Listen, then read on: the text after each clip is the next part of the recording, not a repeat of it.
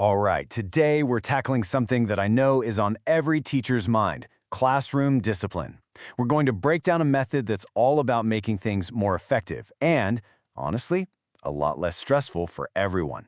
So if you're an educator, you're definitely going to want to stick around for this. Let's dive in. Okay, let's be real for a second. Does classroom discipline sometimes feel like you're just stuck in a loop?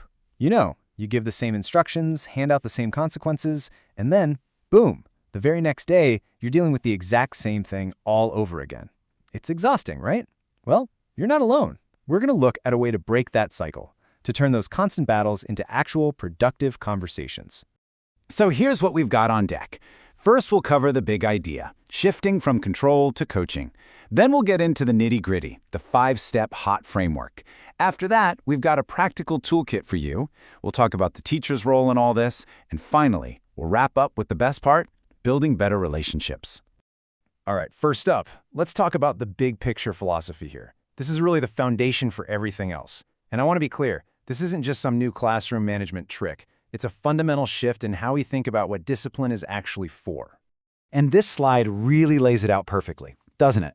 On one side, you have the old way: control and punish. It's all about reacting after the fact. But the new way, it's all about coaching and teaching. It's proactive. Instead of seeing discipline as this power struggle, we start seeing it as what it really is: a teaching moment. I love this quote because it just nails the core idea. Seriously, if you only remember one thing from this whole section, make it this: we're not just trying to control a behavior right now, in this one instant. The real goal, the long-term goal, is to help students develop the thinking behind their behavior. That's a skill they'll have for life.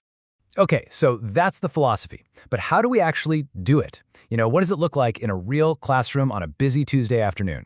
Well, that's where the 5-step HOT framework comes in. This is the real engine of the method. It's a roadmap to guide a student from thinking to reflecting and all the way to improving. So here they are, the 5 steps. We've got awareness, analysis, impact evaluation, solution thinking, and finally, action and commitment. Now, don't let the list intimidate you. At its core, this is just a structured conversation, a step-by-step guide you'll use to walk with the student. So let's start with step 1, awareness. This is where you put on your detective hat. Your only job is to get the facts out on the table. You ask a really simple, non-judgmental question like, hey, what exactly happened here? The key is your tone. You're not looking for who to blame. You're just trying to get on the same page about what went down, from their perspective. Okay, once you know what happened, it's time for step 2, analysis. We're going a little deeper now. This is where you help them connect the dots for themselves. You can ask something like, why do you think this happened? Or what was going through your mind right before that? See what we're doing here? You're getting them to do the thinking so you don't have to deliver a big lecture. Next up, step 3, impact evaluation. This is all about zooming out and looking at the bigger picture. It's about helping the students see the ripple effects of their choices.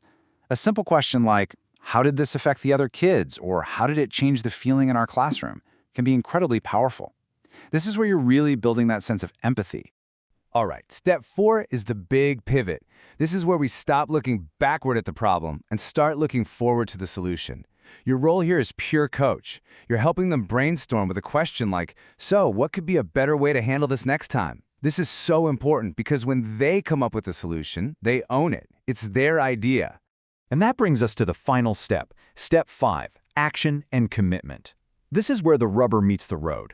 We need to turn that good idea into a real plan. So you ask, okay, what's one specific thing you're going to do differently from now on?